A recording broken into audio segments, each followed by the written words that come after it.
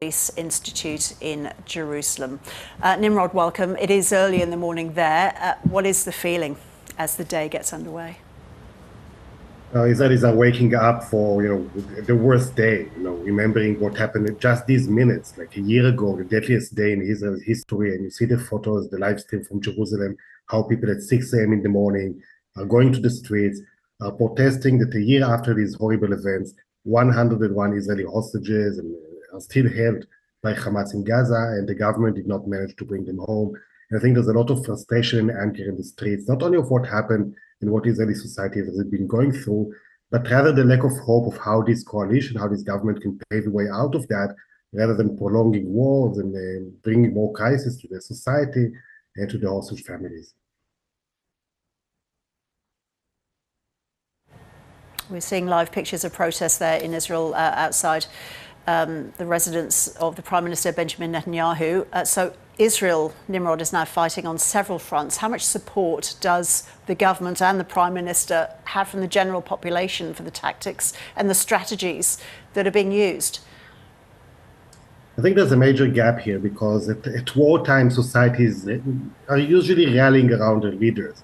And what you see in Israel over the last year, that there is a sense of justification of the military action that Israel takes on the multiple fronts it faces, but there is a lack of trust that the current government can really follow through and deliver on the war objective that it set for itself. So this lack of trust in the government, this holding Prime Minister Netanyahu accountable, the call for early elections, these are things that we see throughout almost every public opinion poll since October 7. But yet again, in practice, we have a government that includes extremist parties and ministers that has quite a strong grip on power and is managing to stay in place.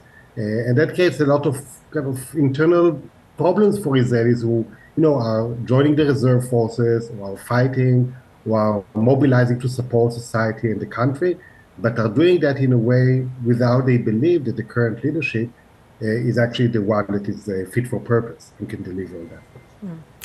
Israel is yet to respond to last week's missile attacks from Iran. Benjamin Netanyahu, though, says the response will be, quote, serious and significant. How major could that response be, do you think? And how great are the fears that that could push the region further towards an all-out war?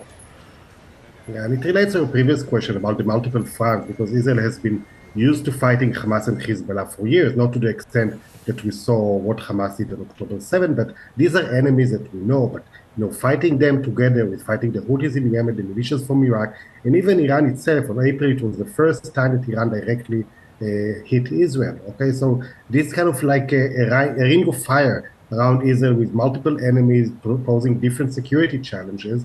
And I think what happens now with Iran has a chance of serious escalation, because Iran is not any proxy or terror organization. It's one of the most powerful states in the region, a state that Israel and its prime minister have constantly seen as an existential threat, maybe overdoing that, but still a major threat. And I think the international community, which from day one, after October 7th, were prioritizing preventing this war from reaching a regional scope, is now facing a situation that can lead exactly to that. I'm not sure how much Israel will be interested in going to such a high level model of fighting vis-a-vis Iran, because Israel is making some gains, important gains, vis-a-vis Hezbollah in Lebanon, where it is on the offensive and it managed to dismantle or dramatically weaken at least maybe the most significant enemy it had on its borders, namely Hezbollah. And I think it should prioritize going on with that rather than escalating things from Iran or with Iran. But still, a retaliation is expected. The Prime Minister said it in his own words. I think efforts are being done to coordinate that with the Americans and to make sure that that will somehow be contained. But we'll see what will happen with that probably in the coming days.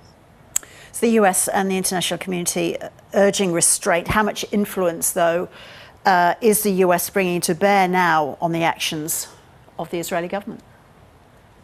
I think it does. There's a lot of criticism about the lack of American leverage over Netanyahu and the government, but I think over the year of fighting, we did see, especially in very ad hoc, escalatory times, where the Americans managed to shape the way that Israel responded.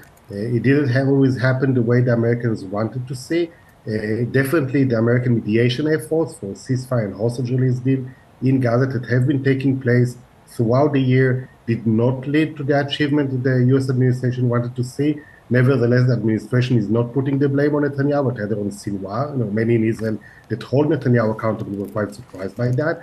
But overall, on the major strategic points where the risk of regional escalation becomes real, I think Israel is very much taking into account the American consideration. Not only the Americans, by the way, also consideration of our immediate neighbors, Egypt and Jordan, with which Israel has peace treaties for decades, despite many tensions. Israel doesn't want to weaken its strategic standing because of one or another military retaliation. Dr. Nimrod Goren, thank you so much.